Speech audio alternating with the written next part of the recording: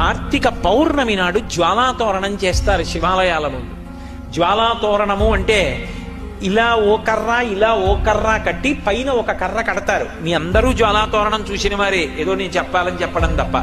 దానికి ఆవిరి గడ్డి తీసుకొచ్చి కడతారు, దాని మీద నెయ్యి పోసి వెలిగిస్తారు.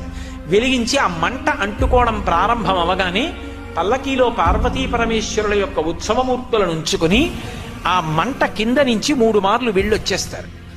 ఎందుకు అలా వెడతారు జ్వాలాతోరణం కిందంటే, పాపము చేసి శరీరాన్ని విడిచిపెడితే ఆ జ్వాలలతో కూడుకున్నటువంటి తోరణములోంచి యమసదనంలోకి వెడతాడు.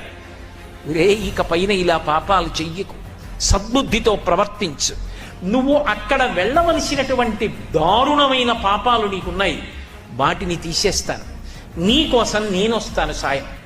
ఇక్కడ నా ఆలయం ముందే జ్వాలాతోరణం జరుగుతుంది. అక్కడ ఏ